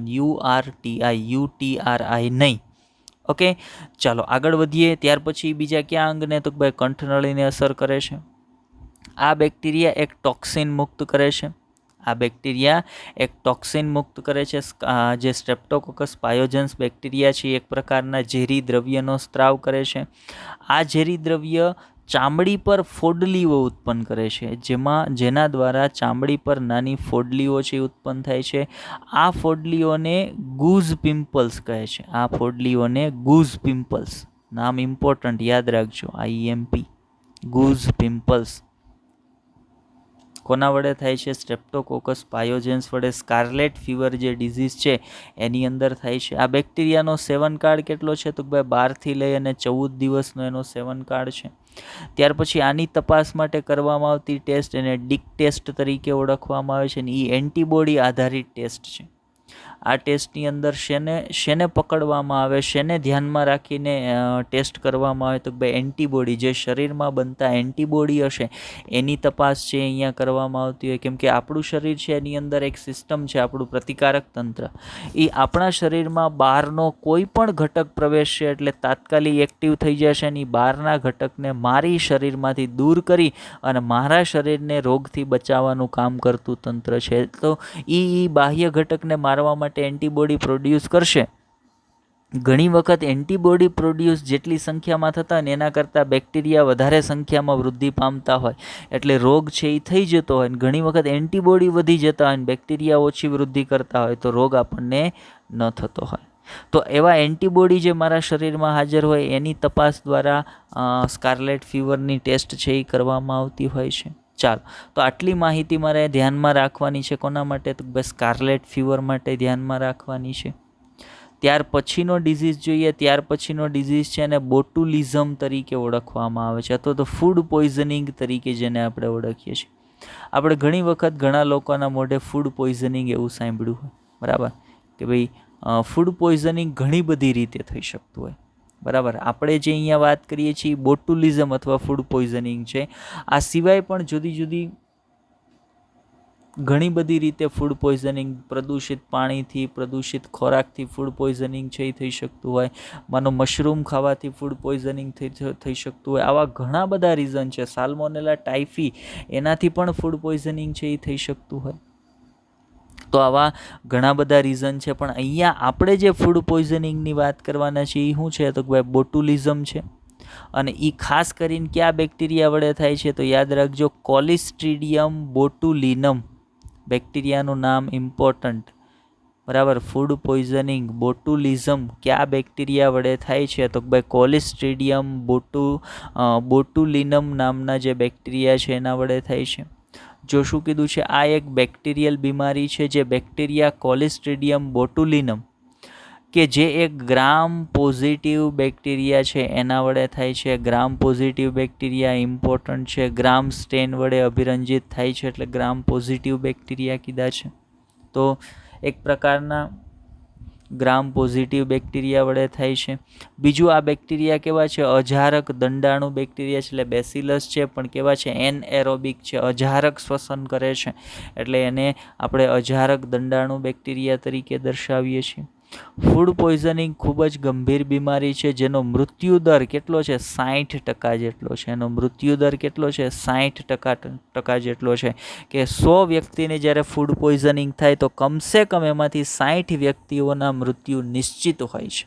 એની અંદર 60 વ્યક્તિઓના મૃત્યુ નિશ્ચિત હોય. અને એનું મેઇન રીઝન શું છે?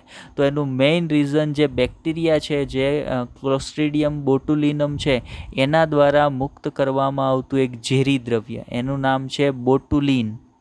જે ઝેરી દ્રવ્ય ક્લોસ્ટ્રીડિયમ બોટુલિનમ નામના બેક્ટેરિયા વડે શરીરમાં પ્રવેશ કર્યા બાદ મુક્ત કરવામાં આવે છે, એ ઝેરી દ્રવ્યને બોટુલિનમ તરીકે ઓળખવામાં આવે. અને બોટુલિનમ એક ઝેર છે, કેવું છે? ન્યુરોટોક્સિક છે. એ ન્યુરોટોક્સિક એ ઝેરના ઘણા બધા પ્રકાર હોય, બરાબર. કાર્ડિયોટોક્સિક હોય, હિમોટોક્સિક હોય, ન્યુરોટોક્સિક હોય. જે ચેતાતંત્રને અસર કરતું હોય ને એવા ઝેરને ન્યુરોટોક્સિક કહેવાય. જે રક્તકોષોને અસર કરતા હોય ને એને હિમોટોક્સિક કહેવાય. જે હાર્ટને સીધા અસર કરતા હોય ને એને કાર્ડિયોટોક્સિક કહેવાય. તો આ જે ઝેર છે એ કેવું છે? ન્યુરોટોક્સિક છે. અને ખાસ કરીને ક્યાં અસર કરે છે? યાદ રાખજો, ચેતા સ્નાયુ સંધાણ પર અસર કરે છે. હવે ચેતા સ્નાયુ સંધાણ એટલે શું? તો આપણા શરીરના દરેક સ્નાયુને સંકોચન વિકોચન માટેના સંદેશા ક્યાંથી મળે? આપણા ચેતાતંત્ર તરફથી મળે. હવે ચેતાતંત્ર તરફથી સંદેશાને લઈ આવનાર ચેતાઓ તો એ સ્નાયુ સુધી પહોંચતી હશે ને. અને સ્નાયુનો જે બાહ્ય પટલ હોય, જેને સ્નાયુ તંતુપડ કહેવાય, એ સ્નાયુ તંતુપડ સાથે ચેતાનું જોડાણ એને કહેવાય ચેતા સ્નાયુ સંધાણ. 11મા ધોરણનું એક ચેપ્ટર હતું હલનચલન અને પ્રચલન. એની અંદર આ ચેતા સ્નાયુ સંધાણ વિશે, ચેતા અંતઃપટ્ટી પણ કહેવાય એને, એના વિશે આપણે તમને જાણકારી આપેલી છે. ચાલો, તો આ જે બેક્ટેરિયા છે એને અસર કરે છે ક્લોસ્ટ્રીડિયમ બોટુલિનમ. હવે સામાન્ય લક્ષણો કેવા જોવા મળશે આ ઇન્ફેક્શનની અંદર? તો આ પ્રકારના રોગની અંદર તો જીભ ફૂલી જાય છે. જેને આ પ્રકારનું ઇન્ફેક્શન હશે, ફૂડ પોઈઝનિંગ હશે, એની જીભ ફૂલાઈ જાય છે. બીજું, ડબલ દેખાવાનું શરૂ થઈ જાય છે. કારણ તો ભાઈ ન્યુરોટોક્સિક છે. જે ઝેર છે એ કેવું છે? ન્યુરોટોક્સિક છે. ચેતાતંત્રને ઇફેક્ટ કરે છે, ચેતાઓને અસર કરે છે. એના કારણે માનસિક સંતુલન છે ને એ વ્યક્તિનું બગડવા માંડે છે. અને બે વ્યક્તિ, એક સિંગલ વસ્તુ એને ડબલ દેખાવાની શરૂ થઈ જાય છે. ત્યાર પછી તો ભાઈ ઉલટી થવી, ઝાડા થવા, શ્વાસોશ્વાસ બંધ થઈ જવું. શ્વાસોશ્વાસ બંધ થઈ જાય એટલે અહીંયા વ્યક્તિનું મૃત્યુ છે ને નિશ્ચિત થઈ જાય. આ એક એવી કન્ડિશન છે કે જ્યાં આવીને માણસની જીભ ફૂલી જવાથી મરી ન જાય, ડબલ દેખાવાથી મરી ન જાય, બરાબર. પણ જ્યારે શ્વાસોશ્વાસ બંધ થઈ જાય, અને શ્વાસોશ્વાસ બંધ થવાનું કારણ શું છે? તો ઉપર જે આપણે ઝેરી દ્રવ્યની વાત કરીને, એ એક અગત્યનો ભાગ જે શ્વસન તંત્રમાં કામ કરે છે, એના સંકોચન વિકોચન દ્વારા જ શ્વાસ અને ઉચ્છ્વાસની ક્રિયાવિધિઓ થાય છે. એ કોણ છે? તો ભાઈ ઉરોદર પટલ છે. ઉરસીય અને ઉદરીય ગુહાને જોડતો પટલ. એની અંદર પેરાલિસિસ કરી નાખે છે. કોના દ્વારા પેરાલિસિસ થઈ જાય એની અંદર? તો ભાઈ બોટુલિન જે ઝેરી દ્રવ્ય હતું ને એના દ્વારા. હવે તો ભાઈ એના જે ઉરોદર પટલના સ્નાયુઓ છે એને સંકોચન વિકોચન માટેના સંદેશા જ નથી મળતા, એટલે એનું પેરાલિસિસ થઈ જાય છે. અને એના કારણે તો ભાઈ શ્વાસોશ્વાસ વ્યક્તિ કરી શકતો નથી. એટલે આપણે એવું કહીએ છીએ કે ભાઈ શ્વાસોશ્વાસ છે એ પણ બંધ થઈ જતો હોય. તો આ વાત હતી ફૂડ પોઈઝનિંગની, બરાબર, જેને આપણે ક્યોર ડિઝીઝ કહીએ છીએ. બીજો તો ભાઈ જેને આપણે બોટુલિઝમ તરીકે ઓળખીએ છીએ, બરાબર. ચલો આગળ વધીએ. ત્યાર પછી હવે આપણે વાત કરવાની છે વાયરલ ડિઝીઝ પર. અત્યાર સુધી આપણે જે જોયા એ કોણ હતા? Bacterial disease. એમાં સેક્સ્યુઅલી ટ્રાન્સમિટેડ બેક્ટેરિયલ ડિઝીઝ પણ હતા, અને એની અંદર નોર્મલ બેક્ટેરિયલ ડિઝીઝ જે છે એના વિશે પણ આપણે વાત તમને કરી. પણ હવે આપણે જે ડિઝીઝ વિશે વાત કરવાના છે એ નથી તો સેક્સ્યુઅલી ટ્રાન્સમિટેડ ડિઝીઝ, અથવા તો એ નથી બીજા બેક્ટેરિયલ ડિઝીઝ. એ કેવા ડિઝીઝ છે? તો ભાઈ એ છે વાયરલ ડિઝીઝ. વાયરસ વડે સંક્રમણ થાય છે આ રોગોનું, એટલે એને વાયરલ ડિઝીઝ કીધા છે. બરાબર. વાયરલ ડિઝીઝની અંદર આપણે અહીંયા કોના વિશે આજના લેક્ચરમાં વાત કરવાના છીએ. આપણે આજે જે વાયરલ ડિઝીઝની વાત કરવાના એ સિવાયના પણ બીજા વાયરલ ડિઝીઝ આપણે કવર કરીશું. પણ કહેવાનો મિનિંગ આજે જે આપણે વાયરલ ડિઝીઝની વાત કરવાના છીએ એની અંદર કયા વાયરલ ડિઝીઝને આપણે કવર કરવાના છીએ? તો ભાઈ આજે વાયરલ ડિઝીઝમાં આપણે એક ચિકન પોક્સને કવર કરવાના છીએ અને બીજો આપણે કવર કરવાના છીએ સ્મોલ પોક્સને. બરાબર. આપણે ગુજરાતી ભાષામાં કહીએ તો એને શું કહીએ છીએ? તો ભાઈ આપણે એને કહીએ છીએ, એકને આપણે કહીએ છીએ અછબડા અને બીજાને આપણે કહીએ છીએ શીતળા. બરાબર. આ બંને રોગોથી આપણે પરિચિત છીએ. અછબડાથી પણ પરિચિત છીએ અને શીતળાથી પણ પરિચિત છીએ. જેમાં શીતળા છે ને એ ખૂબ જ ભયંકર રોગ ગણવામાં આવે છે. જે તે સમયે શીતળા રોગ દ્વારા ઘણા બધા લોકોના મૃત્યુ થયેલા છે. ઘણા બધા લોકો એવા છે કે જેના ચહેરા ખરાબ થઈ ગયા છે, જેની સ્કિન, જેની ચામડી છે એ ખરાબ થઈ ગઈ છે. એવા ઘણા બધા લોકો છે જેની શીતળાના કારણે ચામડી છે એ ખરાબ થયેલી છે. તો આ રોગો માટે કયા વાયરસ વડે થાય છે, કેવી અસરો, કેવા સિમ્ટમ્સ છે એ તમને જોવા મળે છે. જેમ કે ચિકન પોક્સની તમે વાત કરો, આપણે અહીંયા ફોટોગ્રાફની અંદર તમે જોઈ શકો છો કે ભાઈ આ પ્રકારની ઘણી વખત અચાનકથી વ્યક્તિના શરીર પર નાની ફોડલીઓ કે જે પ્રવાહીથી ભરાયેલી હોય એવી બનવાની શરૂ થાય છે. તો આવી પ્રવાહીથી ભરાયેલી ફોડલીઓ થવી, આખા શરીર પર આવી પ્રવાહીથી ભરેલી ફોડલીઓ થવી, એ શેનું સિમ્ટમ્સ છે? તો ભાઈ એ ચિકન પોક્સ, જેને આપણે અછબડા તરીકે ઓળખીએ છીએ ને, એનું સિમ્ટમ્સ છે. તો અછબડાની અંદર આ પ્રકારના અછબડા માટે એવું માનવામાં આવે છે કે અછબડા સંપૂર્ણ જીવનકાળ દરમિયાન વ્યક્તિને માત્ર એક જ વખત થતા હોય. એ એક વાયરલ ડિઝીઝ છે. વેરીસેલા ઝોસ્ટર નામનો વાયરસ. વેરીસેલા, આગળ આપણે થિયરી પોર્શન મૂક્યો છે એના માટેનો, ત્યાં આપણે જોશું. વેરીસેલા ઝોસ્ટર નામનો વાયરસ છે, એના વડે આ ડિઝીઝ છે એ થતો હોય છે. એનો સેવનકાળ 2 થી 5 અઠવાડિયા જેટલો છે. ચાલો, તો આ પ્રકારના સિમ્ટમ્સ તમને દેખાય છે તો એ શું છે? તો ભાઈ ચિકન પોક્સ અથવા તો અછબડા છે. ચાલો આગળ વધીએ. એના માટે સમજીએ ચિકન પોક્સની અંદર કેવા લક્ષણો અથવા તો કેવી લાક્ષણિકતાઓ છે એ આ ડિઝીઝની છે. તો આ ચિકન પોક્સ આ ખૂબ જ સામાન્ય અને તીવ્ર રીતે ચેપી છે. આપણા જે વડવાઓ હતા ને એ બહુ જ હોશિયાર હતા. એને ખબર હતી કે ભાઈ આ રોગ છે ને એનું ચેપ લાગે છે, એટલે એણે એને ધર્મ સાથે જોડી દીધું. બરાબર. અછબડા અને ઓરી છે, અછબડા છે, શીતળા છે, એ બધા રોગોમાં એવું કહેવામાં આવે છે કે એ રોગ જ્યારે વ્યક્તિને થાય ને ત્યારે એ વ્યક્તિને અલગથી એને 7-8 દિવસ સુધી ઘરની બહાર નથી નીકળવા દેવામાં આવતો. જેમ કે અભડાઈ જાય કે એને બીજું કંઈક થઈ જાય કે એવી માન્યતાઓ ખોટી કે સાચી મગજમાં બેહાડી અને એ વ્યક્તિને આઇસોલેટ કરી નાખવામાં આવે. બરાબર. કે એ વ્યક્તિને ઘરની બહાર ન નીકળવા દેવો એટલે આઇસોલેશન થયું. એની પાછળનું એક સાયન્ટિફિક રીઝન હતું કે એને જે અછબડા છે એ બીજા કોઈ લોકો ન ફેલાય એટલા માટે આપણા વડવાઓએ આવું બધું કરેલું હતું. બરાબર. તો આ જે છે એ તીવ્ર ચેપી રોગ છે. કઈ રીતે ફેલાય છે? તો જે ફોડલીઓ થાય ને, પ્રવાહીથી ભરાયેલી હોય, એની ફોડલીઓ ફૂટે ને એની અંદરથી જે પ્રવાહી રિલીઝ થાય ને, એ પ્રવાહી જેટલા વ્યક્તિની સ્કિનના સંપર્કમાં આવે ને એ બધાને આ વાયરલ ડિઝીઝ છે એ થઈ શકે છે. ચાલો આગળ વાત કરીએ. ખાસ કરીને બાળકોમાં 10 વર્ષથી નીચેની ઉંમરના જે બાળકો હોય ને, ખાસ કરીને આ ચિકન પોક્સ છે એની અંદર જોવા મળે છે. એવું જરૂરી નથી કે માત્ર એમાં જ જોવા મળે. ઘણી વખત મોટી ઉંમરના વ્યક્તિને પણ ચિકન પોક્સ છે એ અથવા તો અછબડા છે એ જોવા મળતા હોય. ચિકન પોક્સ માટે જવાબદાર જે વાયરસ છે એ છે વેરીસેલા ઝોસ્ટર. ઇમ્પોર્ટન્ટ નામ યાદ રાખજો વાયરસનું. કયો છે? વેરીસેલા ઝોસ્ટર નામનો જે વાયરસ છે એના વડે ચિકન પોક્સ અથવા તો એના વડે અછબડા છે એ થતા હોય. આ વાયરસનો સેવનકાળ કેટલો છે? ઇમ્પોર્ટન્ટ 2 થી 5 અઠવાડિયા જેટલો સેવનકાળ હોય છે.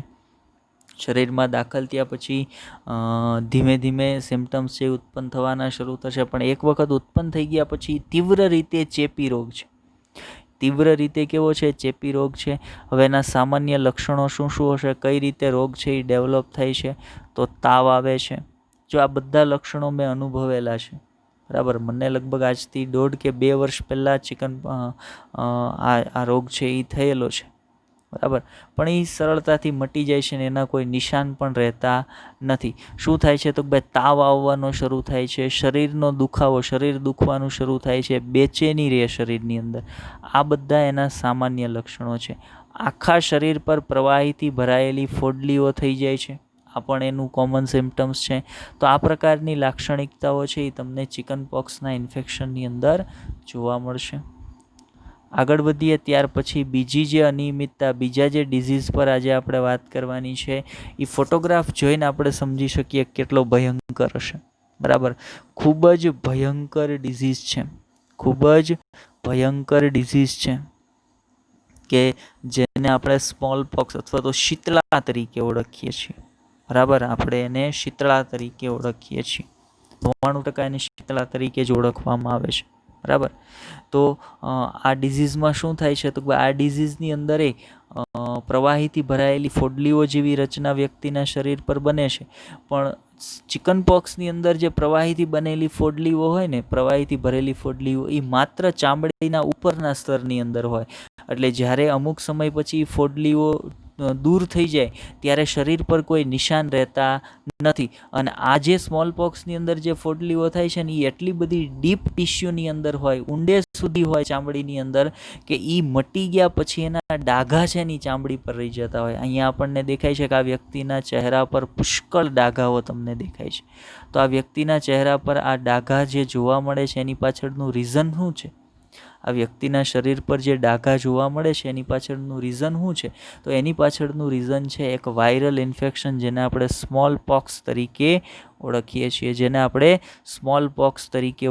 છીએ. ક્યાં વાયરસ વડે થાય છે તો ભાઈ સ્મોલ પોક્સ છે એ વાયરોલા વાયરસ વડે થાય છે. ચાલો આગળ વાત કરીએ એની. ઘણી વખત હજી આપણને મોટી ઉંમરના 70-80 વર્ષના કોઈ વ્યક્તિ છે, એ આપણને બુઝુર્ગ વ્યક્તિ જોવા મળે તો ઘણી વખત તમે જુઓ એ વ્યક્તિના ચહેરા પર એકદમ ખાડા જેવા નિશાન હશે. તો એ શેના કારણે રહી ગયા છે? તો એ આ રોગે આપેલી દેન છે, આ રોગની નિશાની છે. હવેના સમયમાં સ્મોલ પોક્સની વેક્સિન શોધાઈ ગઈ છે. એડવર્ડ જેનરે એની વેક્સિન શોધી નાખી છે. ત્યાર પછી આપણે દુનિયામાંથી સ્મોલ પોક્સનું નામ છે ને એ દૂર કરી નાખ્યું છે. પણ જે તે સમયે થતો ત્યારે આ ખૂબ જ ભયંકર બીમારી હતી, એને ખૂબ જ ભયંકર બીમારી ગણવામાં આવતી. એણે ઘણા બધા લોકોના જીવ છે એ લીધા છે, બરાબર. ચલો જોઈએ એના વિશે. સ્મોલ પોક્સ શીતળા તરીકે જેને ઓળખીએ, આ એક એક્યુટ છે. એક્યુટ એટલે તાત્કાલિક થઈ જતો રોગ અને તીવ્ર ચેપી રોગ છે. કયા વાયરસથી થાય છે? વાયરોલા વાયરસ વડે થાય છે. IMP વાયરસનું નામ, બરાબર, વાયરોલા વાયરસ વડે થાય છે. આ બીમારી એકાએક તીવ્ર તાવ, માથાનો દુખાવો, પીઠનો દુખાવો અને આખું શરીર દુખવાની સાથે થાય છે. મતલબ આ ડિઝીઝ આવવાનો હશે ને, તમને આ વાયરસનું ઇન્ફેક્શન લાગશે ને એટલે શરીર દુખવાનું શરૂ થઈ જશે, માથું દુખવા, પીઠનો દુખાવો, માથું દુખવાનું શરૂ, એકાએક તીવ્ર તાવ આવી જશે. મતલબ તો ભાઈ આ રોગ હવે થવાનો છે. અને પછી એના 3 થી 4 દિવસ પછી શરીર પર ઝીણી ફોડલીઓ છે એ થવાની શરૂ થાય. કે ભાઈ આ પ્રકારના લક્ષણ સાથે વ્યક્તિ બીમાર પડી જશે. 3 થી 4 દિવસની બીમારી બાદ 3-4થા દિવસે શરીર પર ફોડલીઓ છે એ બને છે. ફોડલીઓ બાદમાં રસીથી ભરાયેલી ખીલ જેવી રચનાઓમાં ફેરવાય છે. મેં તમને કીધું ને કે અહીંયા જે ફોડલીઓ બનશે ને એ અછબડા જેટલી છીછરી નહીં હોય, એ ખૂબ ડીપ ટિશ્યુમાં ઉતરેલી હશે, ઊંડે સુધી ચામડીની અંદર ઉતરેલી હશે, બરાબર. પછી જોઈએ એનો સેવનકાળ કેટલો છે તો આ વાયરસનો સેવનકાળ 12 દિવસનો હશે. આ બીમારીમાં પાછળથી શરીર પર ડાઘા છે એ રહી જાય છે. હમણાં ફોટોગ્રાફમાં આપણે જોતા હતા. આ બીમારીના કારણે માણસનું મૃત્યુ પણ થઈ શકે છે. આના માટેની રસી એડવર્ડ જેનર, આ સૌથી એક ક્રાંતિકારી સંશોધન આપણે એમ કહીએ કે જો એડવર્ડ જેનરે આની રસી ન શોધી હોત, ન બનાવી હોત, તો હજી લોકો આનાથી હેરાન થતા હોત. આ રોગ એટલો બધો ભયંકર હતો કે એના કારણે વિશ્વની અંદર ખૂબ મોટી સંખ્યામાં માણસોના મૃત્યુ છે એ થતા હતા. ચાલો, તો આટલી વાત આપણે એડવર્ડ ઝેનર અથવા તો સ્મોલ પોક્સ વિશે કરવાની હતી. ત્યાર પછીનો હજી એક વાયરલ ડિઝીઝ આપણે જોવાનો છે, એ છે હડકવા. પણ જોઈ લઈએ ડ્યુરેશન આપણે ક્યાં પહોંચ્યા છીએ. ઓકે, હવે ચાલો, આમ તો પતી જશે. હડકવા એટલે શું છે? તો ભાઈ હડકવા અથવા તો જેને રેબિસ તરીકે ઓળખવામાં આવે છે, બરાબર. નોર્મલી હડકવા થવાનું કારણ છે ને કૂતરાને જ ગણવામાં આવે છે, પણ માત્ર કૂતરો નહીં, કૂતરો છે, ત્યાર પછી બિલાડી છે, આવા બીજા કોઈ પણ પાલતુ પ્રાણી હોય ને, જો એને રેબિસનું ઇન્જેક્શન, એની રસી નથી મુકાવેલી, તો એના કરડવાથી જો એને પોતાને ઇન્ફેક્શન હશે તો સામાન્ય પેટ્સથી ન થાય, પણ જો કોઈ કૂતરો છે, બિલાડી છે કે બીજું કોઈ પણ પાલતુ પ્રાણી છે, એને રેબિસનું ઇન્ફેક્શન હશે, એના શરીરમાં રેબિસ વાયરસ હશે, તો એવા કોઈ પણ પ્રાણીની બાઇટથી, એવા કોઈ પણ પ્રાણી તમને કરડવાથી એની લાળ રસમાં જે રેબિસ વાયરસ હોય, રેબિસ વાયરસ ક્યાં રહે?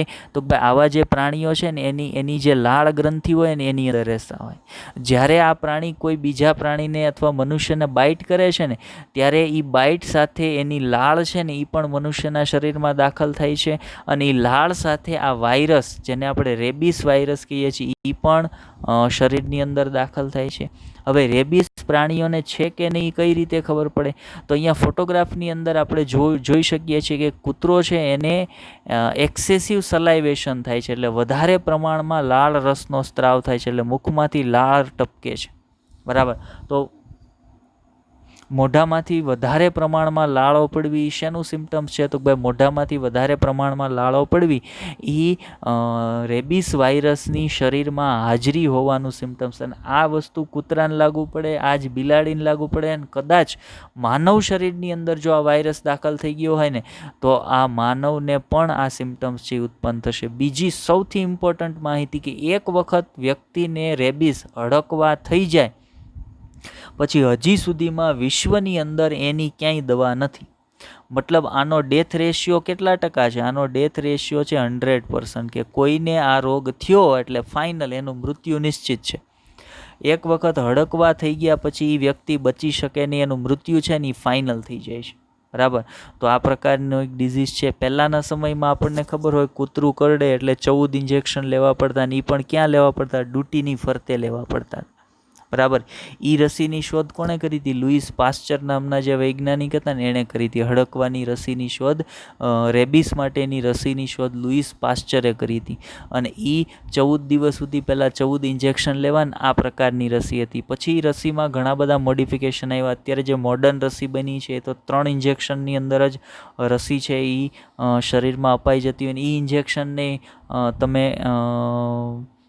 શરીર હાથ પર લઈ શકો છો, એટલે એને ડ્યુટી પર લેવાની કોઈ જરૂરિયાત રહેતી નથી. ચાલો જોઈએ રેબિસની અંદર કયા પ્રકારના સિમ્ટમ્સ અને કેવી લાક્ષણિકતાઓ હશે એને જોઈ લઈએ. તો હડકવા એટલે કે રેબિસ, જેનો મૃત્યુદર કેટલો છે? 100%. એક વખત થાય એટલે માણસનું મૃત્યુ નિશ્ચિત છે. આ રોગને હાઇડ્રોફોબિયા પણ કહેવાય.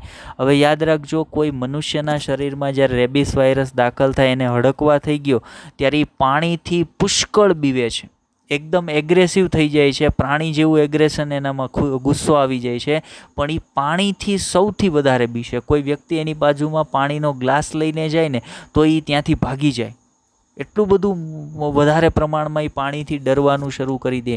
તો જ્યારે વ્યક્તિ પાણીથી ડરવાનો, એટલું બધું વધારે પ્રમાણમાં પાણીથી ડરવાનો શરૂ થઈ જાય, એનો અર્થ એવો થાય કે એના શરીરની અંદર રેબિસ વાયરસની હાજરી છે, એના શરીરમાં રેબિસ વાયરસ અથવા એને હડકવા થયેલો છે.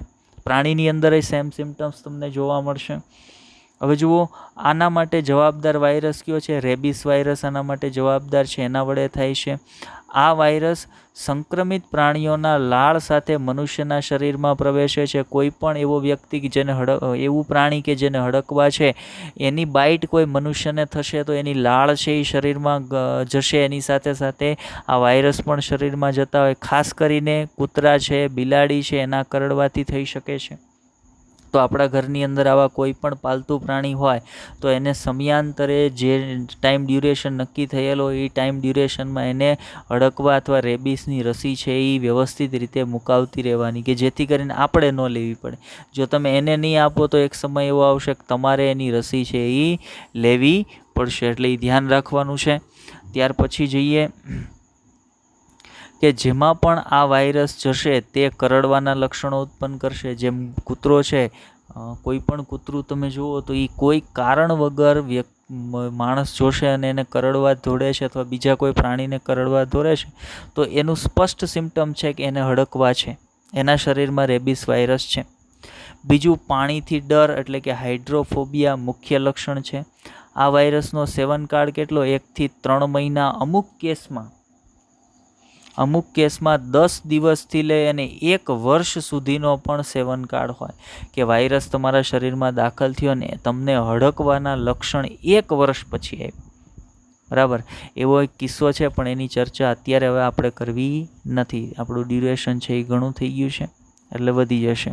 એટલે નેક્સ્ટ લેક્ચરમાં કે પછી ક્યારેક હું તમને એના વિશે વાત કરીશ.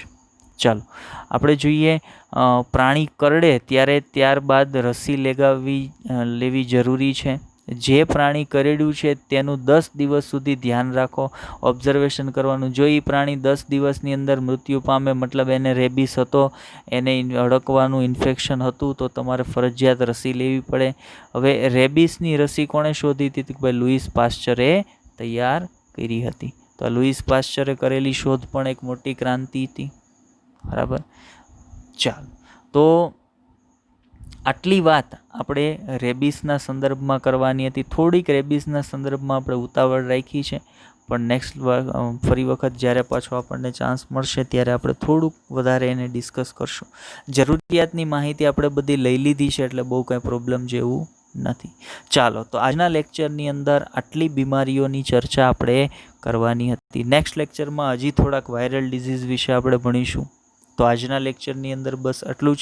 લેક્ચરના અંત ભાગની અંદર આપણે તમને થોડાક ક્વેશ્ચન છે એ આપી દઈએ, જે ગયા લેક્ચર આધારિત હશે.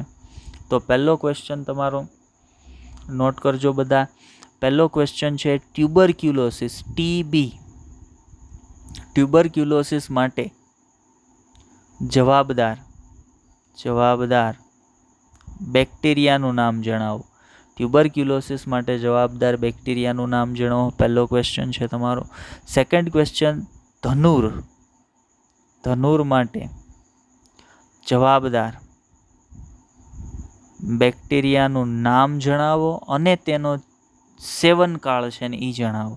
ફરી વખત કહું છું, ધનુર માટે જવાબદાર બેક્ટેરિયાનું નામ અને એનો સેવનકાળ જણાવો. ક્વેશ્ચન નંબર 3,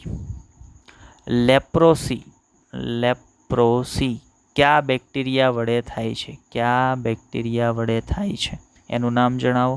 થર્ડ ક્વેશ્ચન હતો. ક્વેશ્ચન નંબર 4, કોલેરા માટે જવાબદાર બેક્ટેરિયાનું નામ જણાવો. કોલેરા માટે જવાબદાર જે બેક્ટેરિયા છે એનું નામ જણાવો. એ તમારો ચોથો ક્વેશ્ચન છે. ચાલો તો આપણે તમને 4 ક્વેશ્ચન છે એ આજના લેક્ચરની અંદર આપીએ છીએ. તો 4 ક્વેશ્ચન બધાએ ફરજિયાત કોમેન્ટની અંદર એના આન્સર કરવાના છે. ચાલો તો વધારાની ખોટી ચર્ચા નથી કરતા, ડ્યુરેશન ઘણું બધું વધી ગયું છે. તો આજના લેક્ચરની અંદર બસ એટલું જ. લેક્ચરને ધ્યાનથી જોજો, સમજવાનો પ્રયત્ન કરજો. ન સમજાતી બાબતોને કોમેન્ટ કરજો, આપણે ફરી એક વખત તમને સમજાવીશું. Best of luck.